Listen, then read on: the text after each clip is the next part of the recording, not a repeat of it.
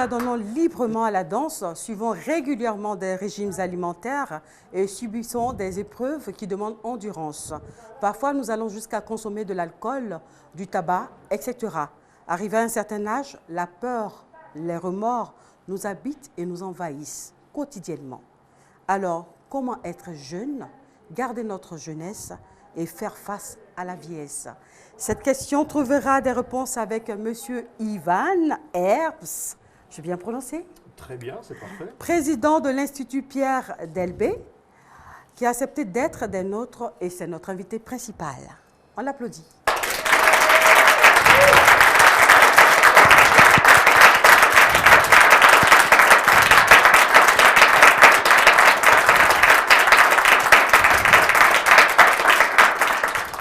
Vous avez compris, chers amis jeunes, vous êtes à votre espace Expression Jeune qui vous est dédié pour vous permettre de poser des problèmes, de comprendre vos problèmes et bien sûr de rester jeune. Alors, Monsieur Ivan n'est pas seul, il s'est fait accompagner par un comité scientifique qui est juste derrière moi, qu'on va applaudir.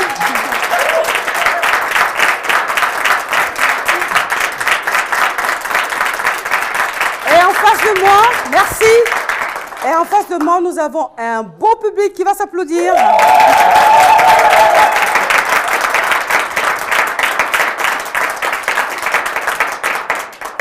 Merci, Monsieur Ivan Herbst, d'être l'invité principal de ce jour.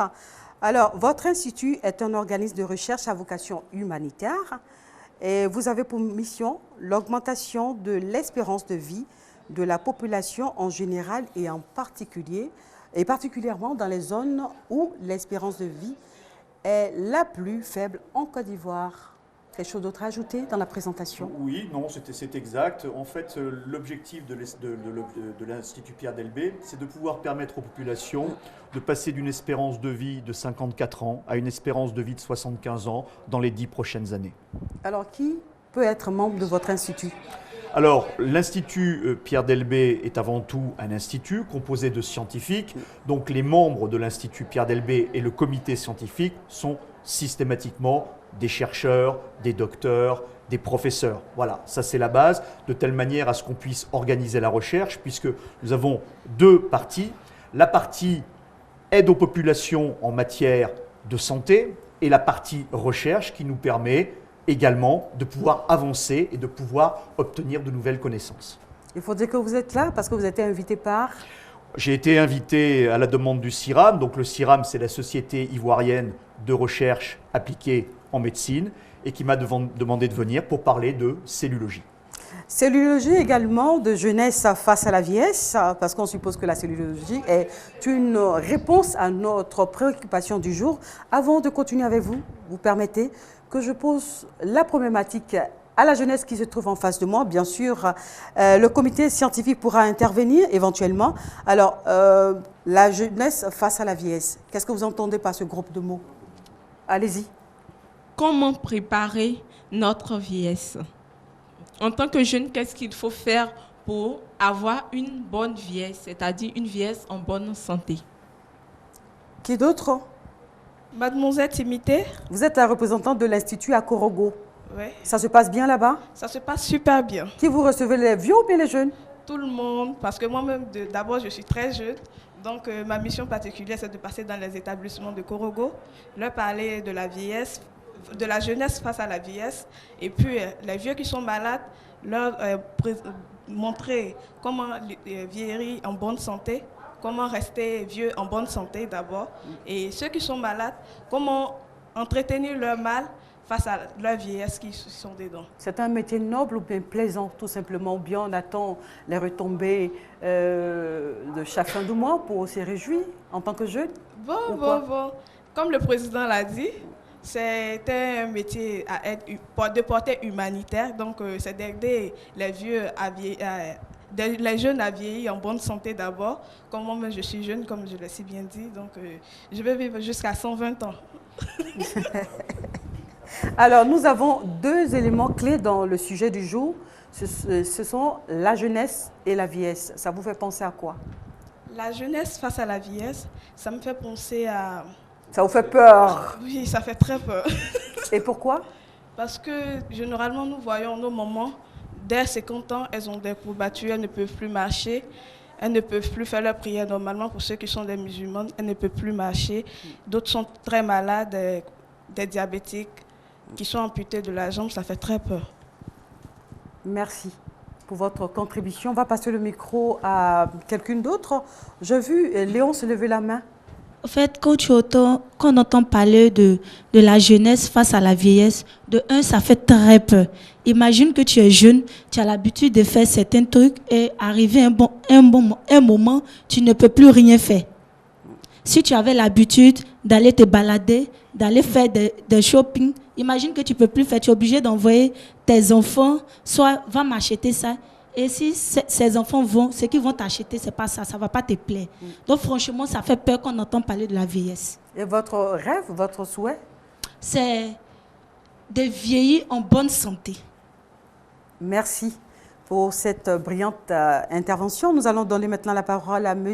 Ivan Herbst, qui est le responsable de l'Institut. Alors, nous n'allons pas parler de gérontologie, qui est l'étude du vieillissement, encore moins faire allusion à la médecine de la vieillesse, qui est la gériatrie.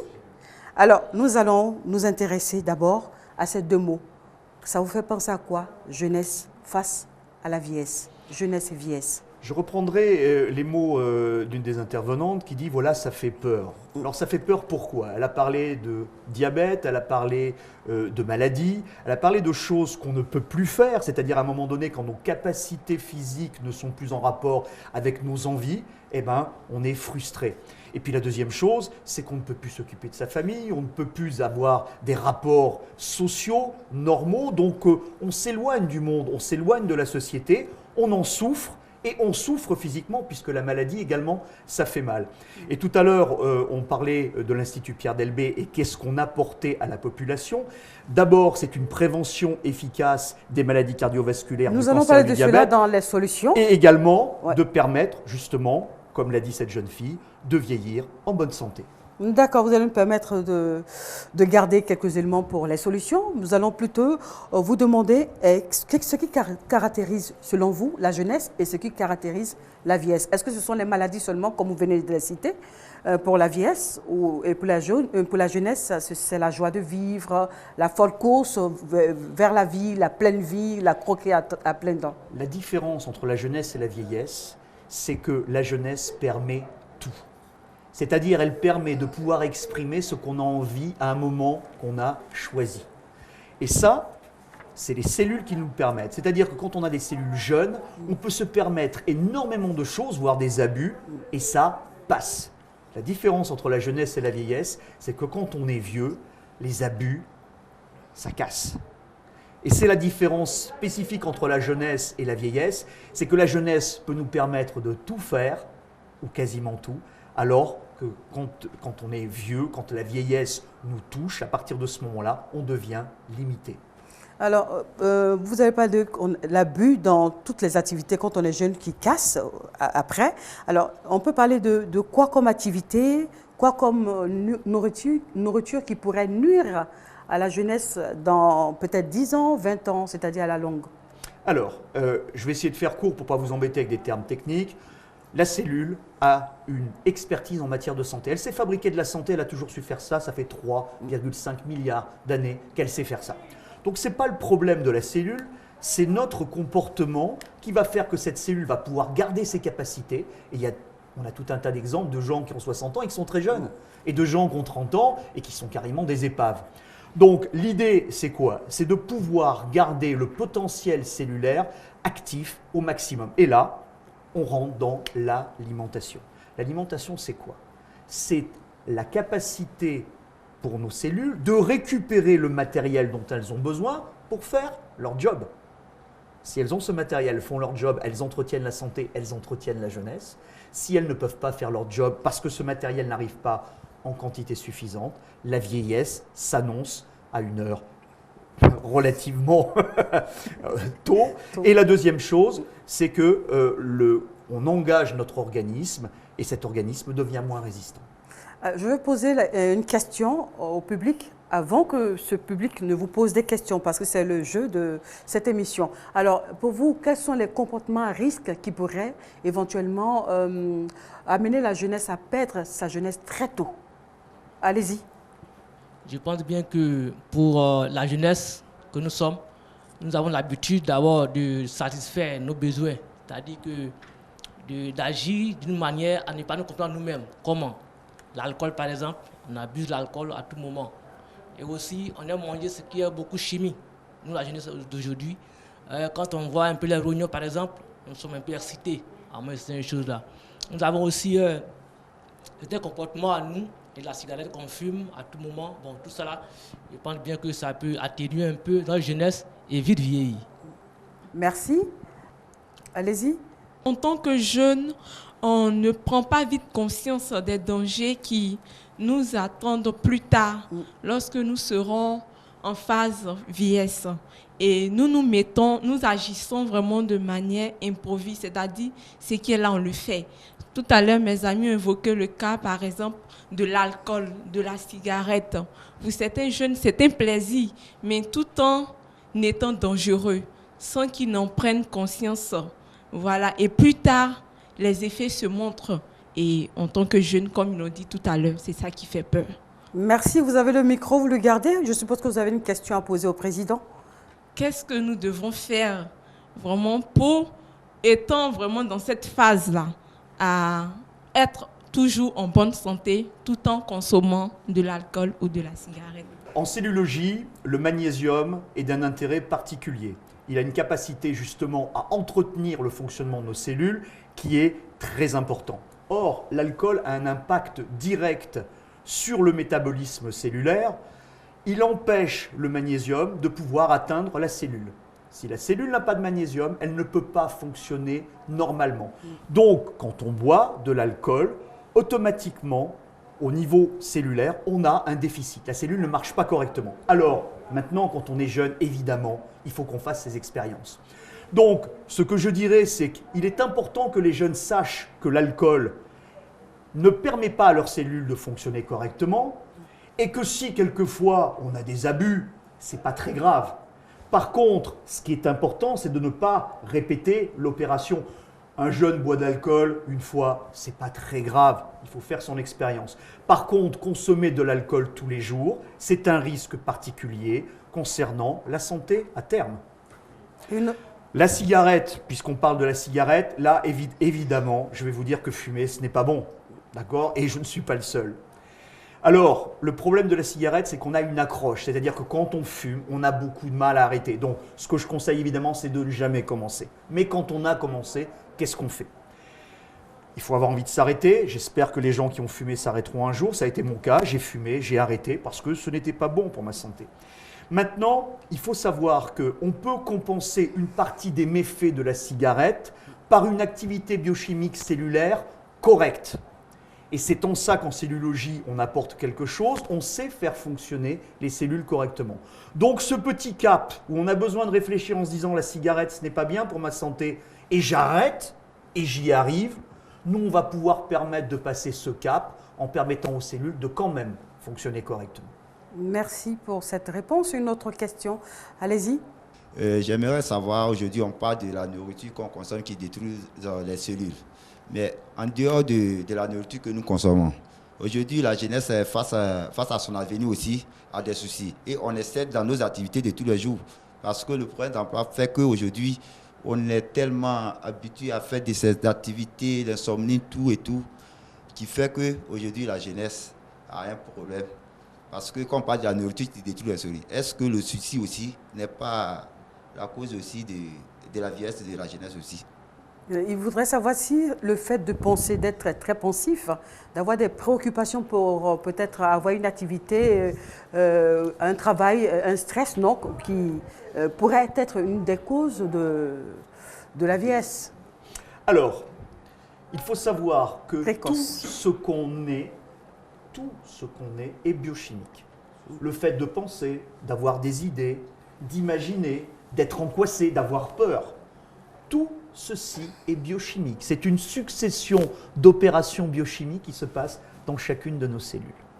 Alors, les cellules, depuis 3,5 milliards d'années, imaginez qu'elles ont trouvé quelques solutions pour pouvoir justement gérer une activité biochimique qui s'appelle l'affectif, qui s'appelle le système nerveux.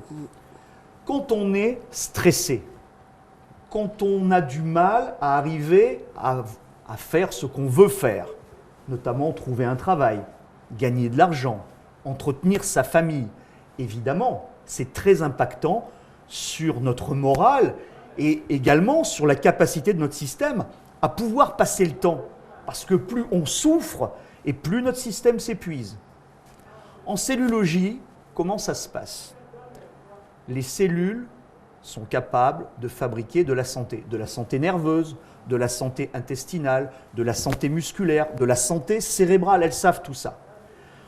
En prenant du magnésium sous une forme particulière et en prenant des micronutriments sous une forme particulière, qui sont l'ABCO, A, B, C, O, activité biochimique cellulaire optimale, c'est des nutriments sous une forme assimilable, on permet de faire fonctionner nos cellules correctement. Et vous allez vous apercevoir d'une chose absolument incroyable.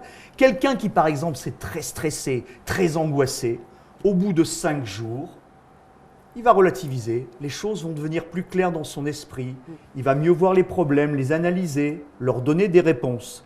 Parce que biochimiquement, ça marche mieux, la vitesse de calcul est plus rapide et le nombre d'opérations biologiques est plus important. Et à partir de ce moment-là, tout de suite, on a une vision plus claire des problèmes, la manière dont on peut les régler et également, ça joue sur le moral. On a un moral largement amélioré.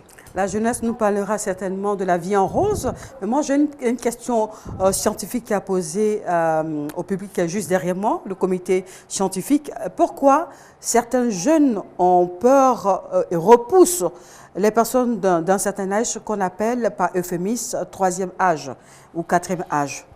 Qu'est-ce qui fait peur? Pourquoi ces jeunes ont peur de donner de l'aide physique ou de l'affection à ces personnes? Lorsque ces personnes-là vieillissent et qu'elles sont malades, elles ne contribuent pas au développement de la société. Elles deviennent un fardeau pour la société. Du coup, les jeunes qui les trouvent encombrants préfèrent les voir mourir que de les aider parce que ce sont des personnes en momie. Voilà. Et c'est cela aussi.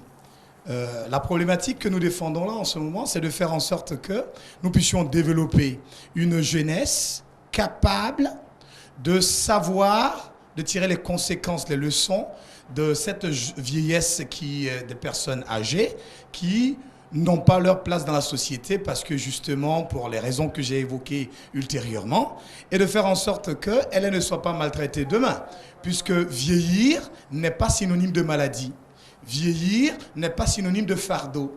Dans les pays que nous avons visités, dans les Blue Zones en Asie, là où l'espérance de vie est très élevée, on a pu rencontrer des personnes très âgées qui ont toutes leurs facultés, qui défendent des idées, qui sont encore en activité, pas activité professionnelle, mais en activité physique, d'échange, activité de société avec les autres.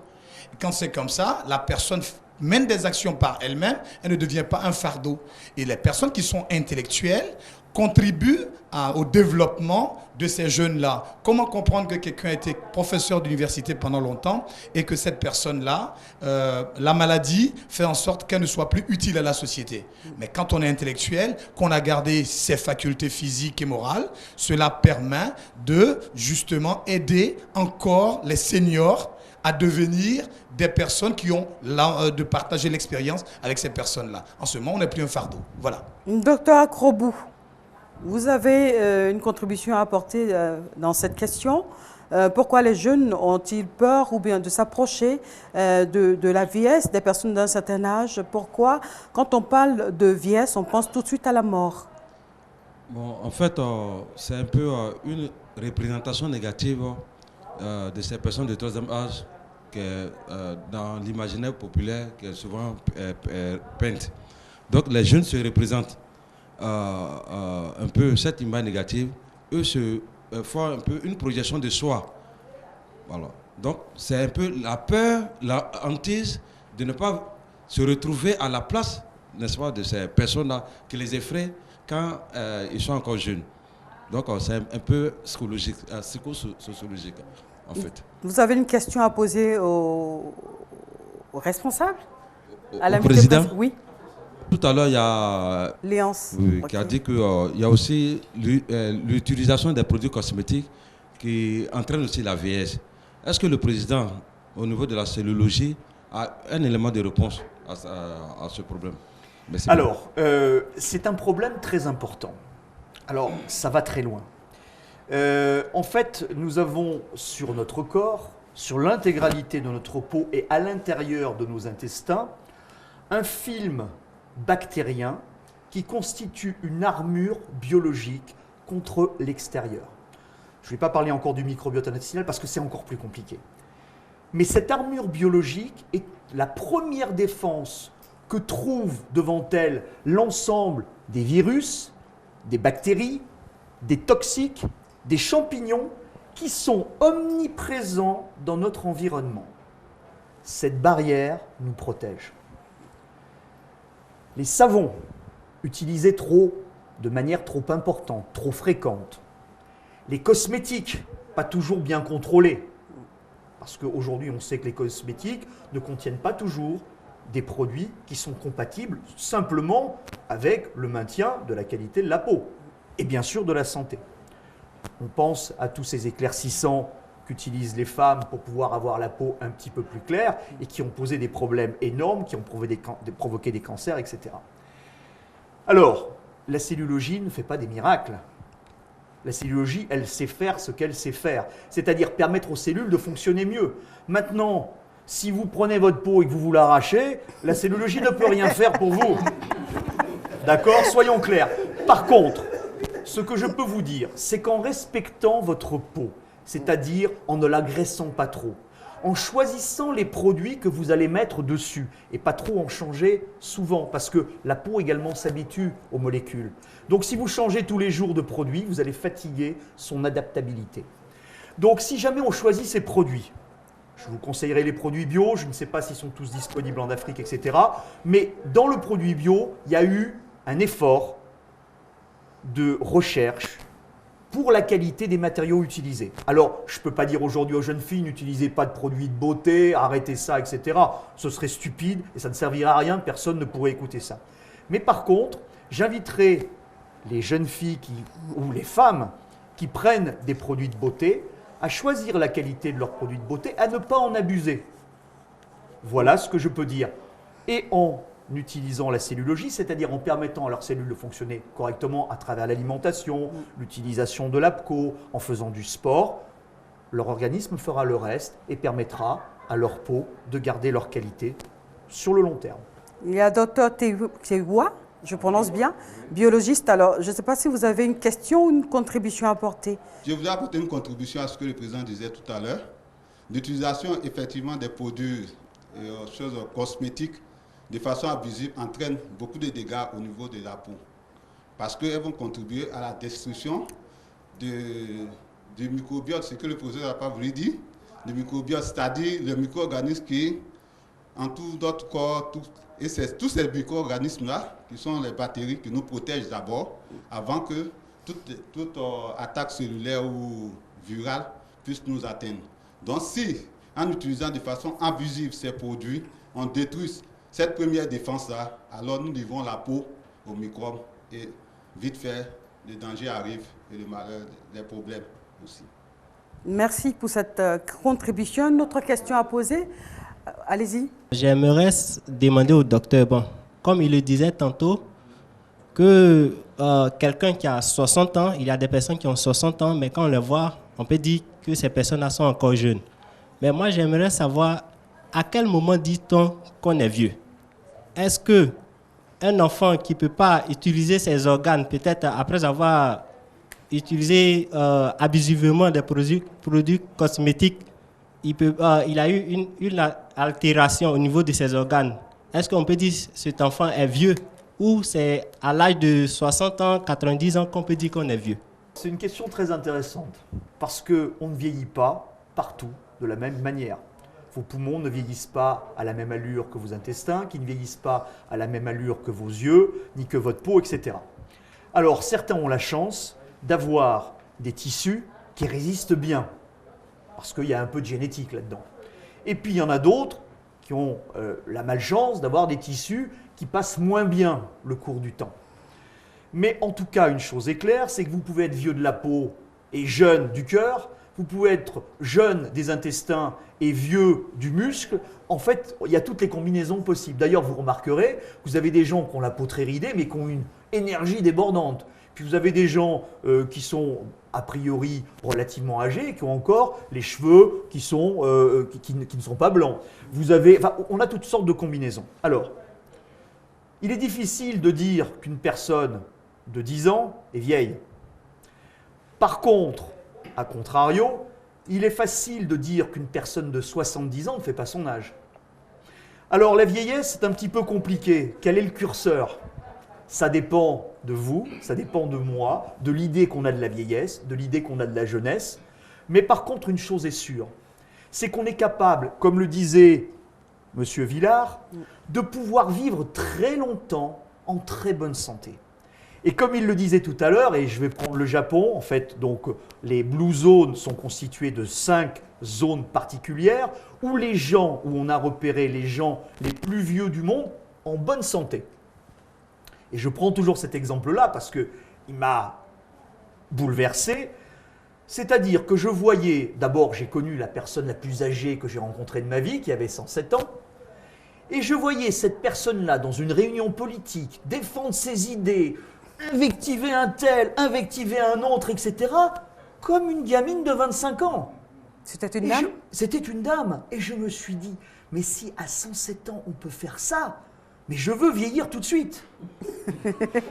Par contre, à contrario, si à 40 ans, j'ai une maladie cardiovasculaire qui ne permet plus à mon cœur d'envoyer assez de sang pour que mes muscles fonctionnent et que rien que le fait de me lever soit déjà très difficile, que dire? Donc, jeunesse et vieillesse, c'est une histoire d'appréciation, mais en tout cas, nos cellules sont capables de nous amener à la fin de notre vie quasiment intactes. Parce qu'il faut bien dire que le système s'arrête un jour. Et c'est vrai que génétiquement, on est programmé pour 127 ans. Alors certains arriveront à 110, d'autres à 102, d'autres à 100. Si jamais tout a bien fonctionné, et si la maladie n'est pas arrivée, c'est en ça qu'on apporte un conseil précieux.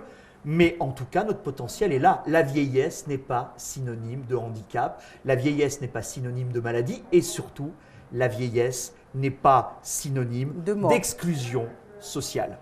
Merci. Alors, nous avons remarqué en Côte d'Ivoire que les jeunes d'aujourd'hui souffrent de maladies comme l'insuffisance rénale, les problèmes d'anémie, de cancer, alors qu'auparavant, c'était à un certain âge, c'est-à-dire un âge un peu plus avancé, 70 ans, 80, même l'arthrose, on a aujourd'hui à 30 ans. C'est dû à quoi, selon vous? Alors, je le disais tout à l'heure, tout est lié à l'alimentation.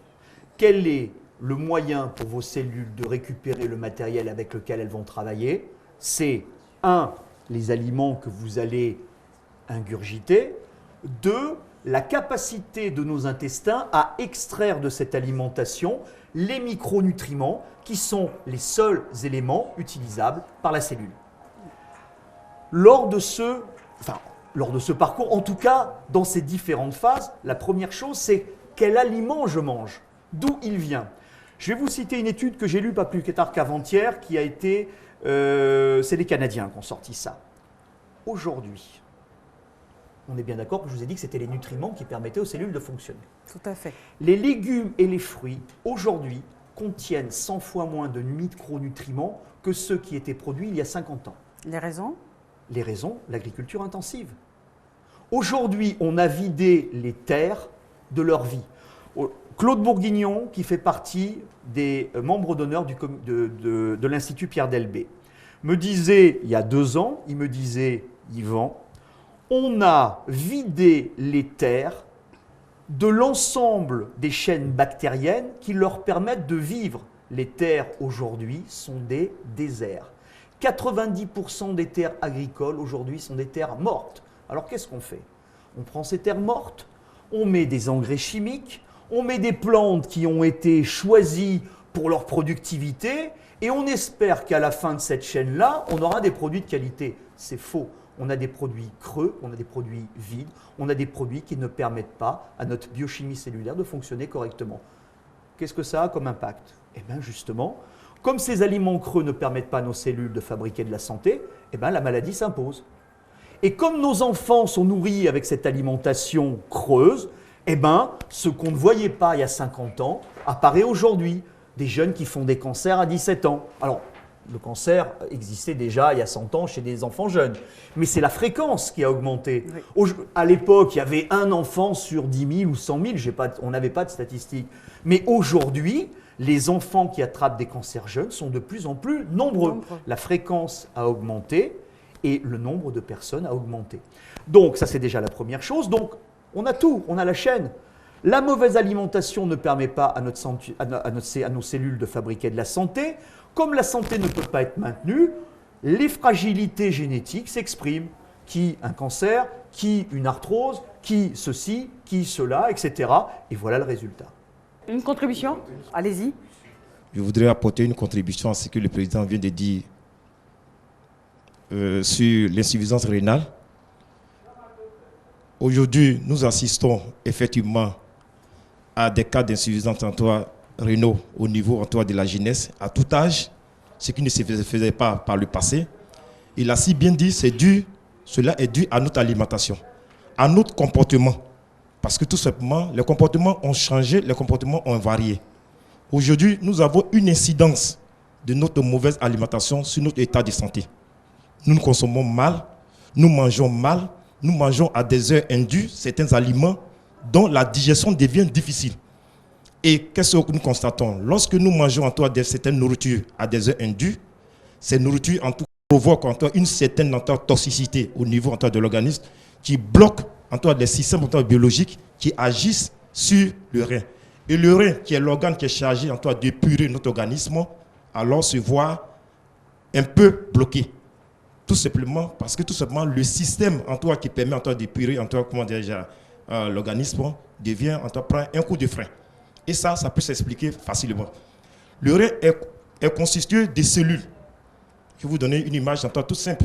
Lorsque vous prenez, par exemple, de la nourriture que vous mettez dans une poubelle, lorsque cette nourriture, vous fermez jusqu'à un certain niveau, jusqu'à une certaine période, vous voyez que quand vous ouvrez, ça donne une certaine odeur, ça donne une certaine décomposition. Et le rein qui est chargé d'épurer l'organisme, à chaque fois, le rein qui est constitué d'un ensemble de cellules, à chaque fois, les cellules vont prendre un coup. Les cellules vont prendre un coup et il y a une dégradation d'un certain nombre de cellules.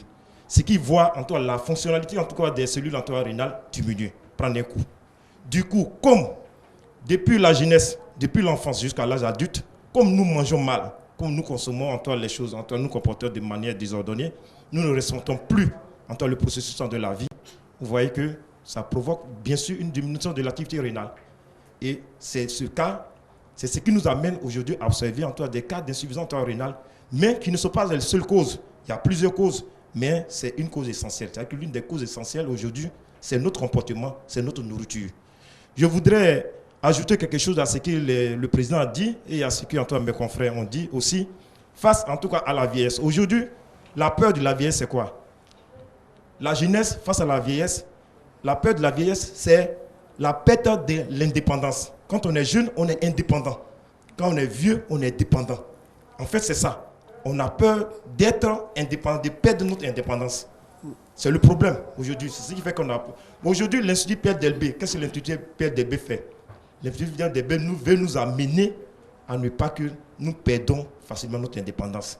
C'est vrai que la vieillesse est un processus qui est normal. Une cellule naît, une cellule vit, a une durée de vie, et une cellule meurt. Ça, c'est le processus normal de tout ce qui est vivant. Tout le vivant, en tout cas, est régi par ce système. Mais seulement ce que l'Institut Pierre Delbé veut montrer, c'est qu'on peut vieillir tout en étant indépendant. Voilà. Donc vraiment, c'est un peu cette contribution que je voulais ajouter. On l'applaudit parce qu'il le mérite. Il le mérite, il avait beaucoup à donner, beaucoup sur le cœur et nous avons été vraiment heureux de recevoir tous ces enseignements et puis cette contribution. Une autre question pour la question. Oui, allez-y. Je voulais poser une question au président.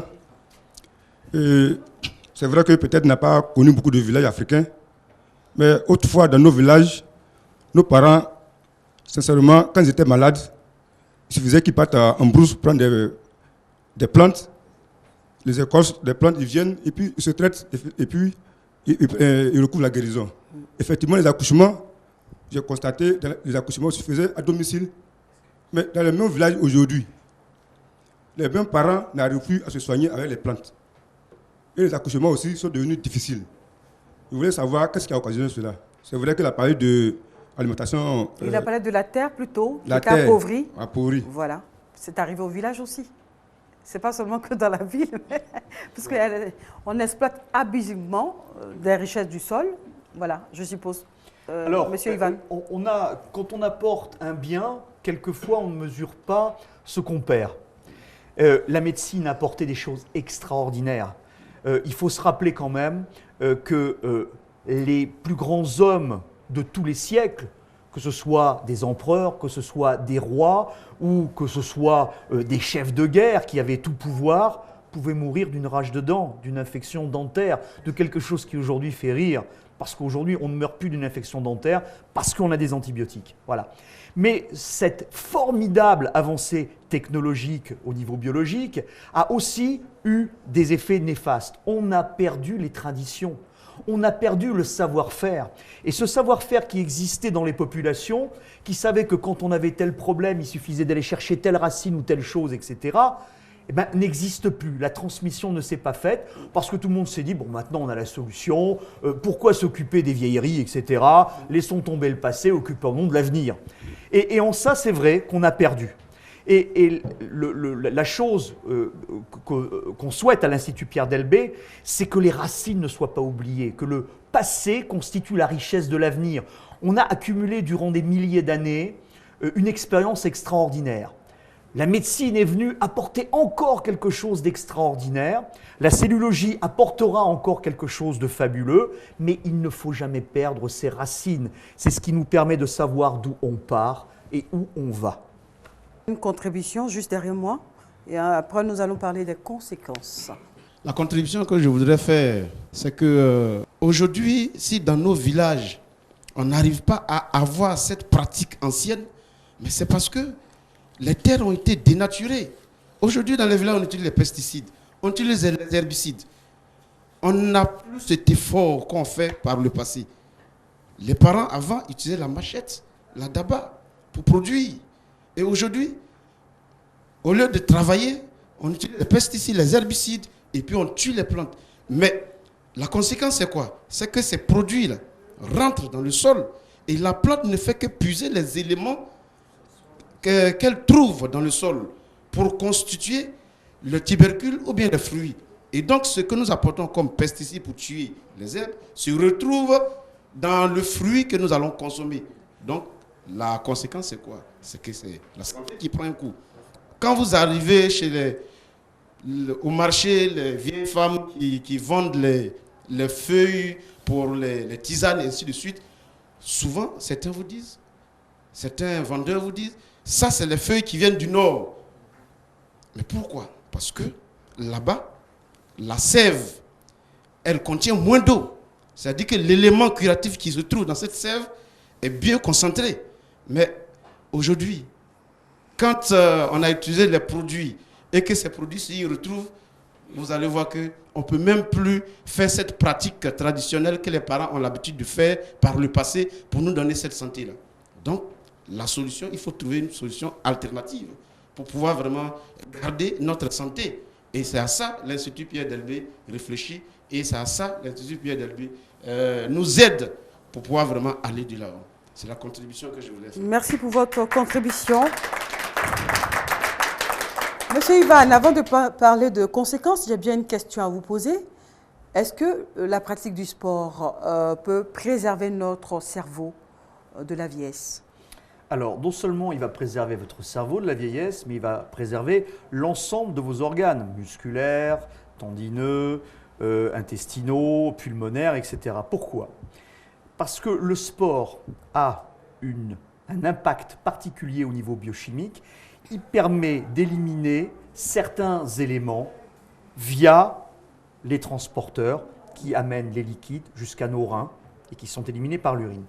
En cellulologie, on arrive à mesurer la santé. Alors, c'est un mot un peu compliqué. On mesure l'activité proton des urines. D'accord ? En fait, les protons qui sont rejetés via l'urine à travers et qui ont participé à toutes les réactions biochimiques permettent, ce dosage-là permet de savoir si cette activité s'est passée dans de bonnes conditions ou de mauvaises conditions. Quand on fait du sport, automatiquement, on élimine beaucoup plus de protons. Et ce constat permet de dire de manière claire que le sport permet d'entretenir la santé. Alors, je ne parle pas du sport de haut niveau. D'accord ? Le sport de haut niveau, c'est autre chose. Parce qu'on va au-delà des limites. D'accord ? Donc, sachant qu'on va au-delà des limites, effectivement, il y a des choses qui ne vont pas être tout à fait compatibles avec le maintien d'une santé globale. Ça va dans D'accord ? l'excès, donc. Alors, attention, un sportif de niveau ne fait pas toujours du sport de niveau, il s'entraîne. Et puis à un moment donné, on va lui demander de la performance. Et là, effectivement, ça va entamer un petit peu le capital santé. Ça fait partie aussi des choses, on le sait très bien, certains sportifs de haut niveau, notamment en vélo, etc., n'arrivent pas à 100 ans. Ça, on le sait. Voilà, ouais. Parce qu'on a demandé au cœur des efforts qui ne leur étaient pas destinés à la base. Donc, on a fatigué un peu le système. C'est un choix, d'accord ? Mais par contre, quand on rentre dans le sport de masse, le petit footing, le petit jogging, l'amusement avec les enfants au football, la marche, etc., c'est extraordinaire. Ça permet justement de pouvoir faire que nos cellules aient un fonctionnement biochimique normal. Et fonctionnement biochimique normal égale santé. Nous passons maintenant aux conséquences, c'est-à-dire lorsqu'on est jeune, qu'on abuse par exemple de la boisson, qu'on est tout le temps à des fêtes, qu'on a des insomnies, donc on ne dort pas bien. Également du sexe, on n'a pas parlé du sexe, ça fait partie aussi des pratiques de certains jeunes. Alors, est-ce qu'on a forcément des conséquences fâcheuses? Alors, abuser de son organisme, n'importe qui vous dira que ça prétexte de la santé. Donc, si on va trop loin, quel que soit le domaine, automatiquement, on le paye toujours un peu quelque part. Voilà. Vous buvez trop, on sait très bien que ce n'est pas très sain pour la santé. Vous fumez trop, on sait très bien que ce n'est pas propice à la santé. Vous allez faire la fête tous les jours, pendant toute l'année et pendant 20 ans, il y a de grandes chances pour qu'à 20 ans, ou à 30 ans, on vous en donne 50, d'accord ? Parce qu'on fatigue le système. C'est-à-dire, on lui demande des efforts, mais on ne lui permet pas de récupérer. D'accord ? Alors, évidemment, on peut se permettre de faire des choses. Sur le plan social, économique sur le plan social et culturel, qu'est-ce qu'on perd ou qu'est-ce qu'on gagne ? Sur le plan social, on a besoin de s'amuser. On a besoin de sortir avec les copains. On a besoin de fumer une cigarette parce que tous les copains le font. Maintenant, ces pratiques-là doivent être ponctuelles. Elles ne peuvent pas être répétitives. Parce qu'on a deux choses dans la vie. Il faut qu'on s'amuse, il faut qu'on profite.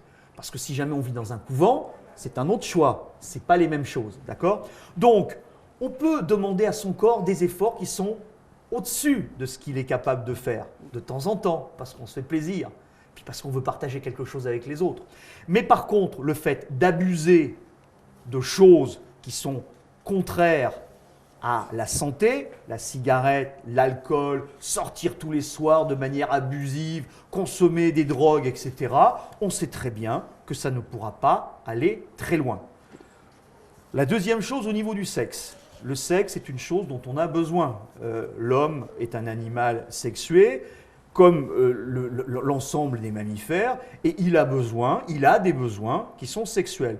Si on ne respecte pas ces besoins, automatiquement, effectivement, on le paye quelque part. L'activité sexuelle est une manifestation de la bonne santé. Quelqu'un qui a une activité sexuelle désirée, où il a envie, on peut dire que c'est quelqu'un qui se porte bien. On le sait tous. Donc l'activité sexuelle fait partie des choses importantes dans la vie. On maintient aussi sa santé en se faisant du bien. Une contribution juste derrière moi. C'est vrai que la pratique, le sexe permet de maintenir la santé, mais comme le président l'a dit, l'abus contribue forcément à détériorer la santé. Parce que vous êtes sans ignorer que lorsqu'on fait on a 5 minutes de plaisir. Lorsqu'on a resté pendant 5 minutes, c'est comme si on venait de faire 100 mètres. Donc, nous perdons assez d'énergie. Donc, si cet élément se répète chaque fois, vous allez perdre assez d'énergie. Et la récupération, puisque l'alimentation que nous avons ne nous permet pas d'avoir assez, donc nous ne pourrons pas récupérer l'ensemble d'éléments nutritifs que nous avons perdus parce que nous nous alimentons, parce que les aliments que nous consommons sont des aliments morts tout à l'heure, comme le président l'a dit. Donc, il est bien de le faire de façon modérée et raisonnée. Gardez le micro. Est-ce que être chaste, c'est ne pas s'adonner à ce genre de pratiques? Est-ce que ça joue négativement ou positivement sur notre santé? C'est vrai que le sexe est un besoin physiologique. Donc, c'est-à-dire que tout homme, normalement, doit avoir quand même des rapports sexuels et autres. Mais ne pas en faire du tout, est aussi quelque chose, c'est une autre, c'est pas bon. Mais lorsque nous sommes par exemple dans un cas religieux ou dans un couvent, c'est la foi qui nous guide.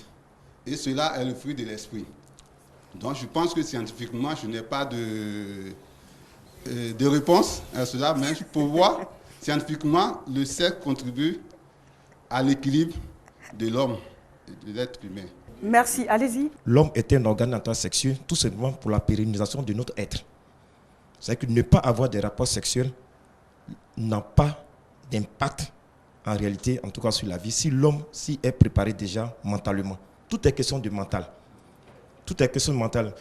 Figurez-vous que les rapports sexuels, c'est le seul sport qui demande la contribution de tous les muscles et tous les organes, en tout cas de notre être. Pour un coït, c'est comme si tu avais fait un footing sur 3 km. Et on perd beaucoup de calories. Et très souvent, on ne récupère pas. Et si on en abuse, c'est sûr que ça va avoir une incidence en tout cas sur l'état de... Mais ne pas en faire, ça ne fait rien. Je dirais oui, ne pas en faire, ça ne fait rien. Je dirais qu'il y a des maladies que nous payons et il y a des maladies qu'on ne paye pas. Boire, c'est comme si on paye. Boire en abusant, on paye. Fumer, en abusant, on paye. C'est la même chose aussi, c'est avoir des rapports sexuels comme si c'était vraiment une nourriture, il faut te dire qu'il va avoir aussi une conséquence. Voilà. Tout doit se faire de manière modérée. Tout, c'est la mesure. Lorsque tu fais tout dans la mesure, tu vis longtemps et tu conserves la santé. C'est une information qui n'est pas payante puisque nous sommes ce magazine Expression Jeune, pour vous, jeunes. Alors, Monsieur Ivan, moi j'ai une question à vous poser dans le domaine économique. Est-ce que l'un des facteurs du bon vieillissement est le contexte économique? Il existait à l'époque de Pierre Delbé des études sur l'Égypte. L'Égypte est, encore aujourd'hui, l'endroit où on trouve le plus de magnésium dans les alluvions du Nil. On s'apercevait à cette époque-là que les Européens qui vivaient en Égypte et qui ne consommaient rien d'égyptien, puisque tout venait par bateau, le pain, l'eau, les conserves, etc., attrapaient des cancers très tôt et avaient une espérance de vie qui n'était pas si importante que ça. On s'apercevait également que les Égyptiens qui avaient pris les habitudes des Européens avaient exactement les mêmes problèmes. Et on s'apercevait que les gens les plus pauvres, ceux qui n'avaient pas d'argent, et qui mangeaient les légumes qui étaient directement issus des endroits où on avait ces alluvions très riches en magnésium, consommaient l'eau boueuse que personne n'aurait bu, parce qu'on aurait fait boire à aucun blanc une eau boueuse, douteuse, etc., et que les Égyptiens qui avaient de l'argent et qui avaient pris les habitudes des Européens ne consommaient pas non plus. Contrairement à ces gens-là, les plus pauvres avaient une absence de cancer et une santé bien plus importante. Alors, la santé, c'est pas toujours ce qu'on pense. C'est pas parce qu'on a beaucoup d'argent qu'on vit longtemps. C'est pas parce qu'on a beaucoup de moyens qu'on n'attrape pas de cancer. D'accord? Alors, je dirais une chose, il faut être logique. La logique, c'est quoi? C'est comment donner à nos cellules la capacité de fonctionner correctement pour fabriquer de la santé. Et ça, c'est pas compliqué. Il suffit simplement de choisir nos aliments pour qu'ils soient le plus possible vivants, non cuits, non bouillis, non frits, etc. Et ça, ce n'est pas à la portée des gens spécialement riches, c'est à la portée de tout le monde, puisque, que je sache, en Côte d'Ivoire, les fruits et les légumes, ce n'est pas ce qui manque. D'accord ? Donc, on a aujourd'hui la possibilité, quels que soient ses moyens financiers et quel que soit le monde ou la hiérarchie dans laquelle on vit, de pouvoir maintenir sa santé. La santé n'a rien à voir avec l'argent ni la culture. Elle a simplement à voir avec la méthode d'alimentation qu'on a adoptée. Dans notre cheminement, nous avons compris qu'il fallait bien se comporter, bien se nourrir, ne pas tomber dans l'excès en toute chose pour avoir une longue vie. Est-ce que pour vous, la durée de vie représente plus d'inconvénients que d'avantages? Aujourd'hui, vous êtes sur Terre et je suis sur Terre. Nous sommes les gagnants d'une loterie intergalactique que nous avons gagnée et nous sommes très peu à l'avoir gagnée. Puisque si on s'éloigne un petit peu de la Terre, je vous rappelle que c'est le vide intersidéral des planètes sur lesquelles il n'y a strictement aucune vie. Et ça, c'est une immensité, c'est quasiment pas mesurable avec nos esprits. Nous sommes une petite boule bleue au milieu d'un espace immense. Et sur cette petite boule bleue, vous avez la vie. Nous avons été choisis, je ne sais pas par quelle sélection ni qui a fait ça. Mais par contre, ce dont je suis sûr, c'est que nous avons une chance unique de vivre une expérience unique. Alors, elle est courte, très courte. Gagner 20 ans, c'est énorme. Si aujourd'hui, je dois mourir et qu'une personne vient me voir en me disant « Monsieur Herbst, je peux vous faire vivre 20 ans de plus », quel est le prix de ça?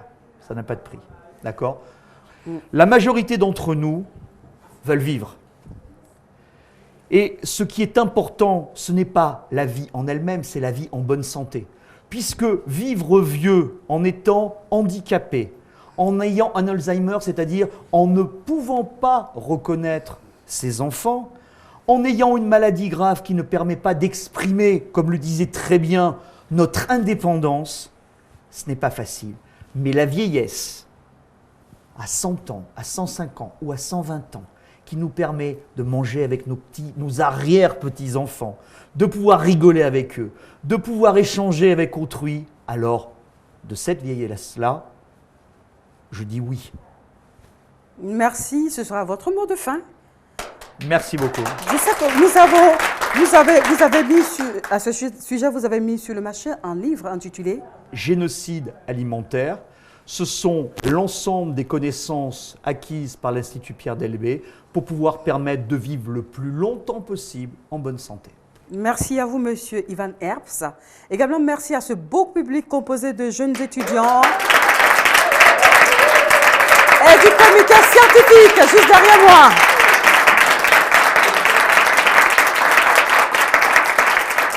Merci à vous également, cher public et chers téléspectateurs, de nous avoir suivis. Nous sommes à la fin de l'émission, comme je l'ai dit. N'oubliez pas que dans la vie, pour rester jeune, garder cette jeunesse pendant longtemps, il faut savoir se comporter, c'est-à-dire savoir mener à bien ses faits et gestes. C'est sur ces mots que nous allons dire au revoir et merci de votre fidélité.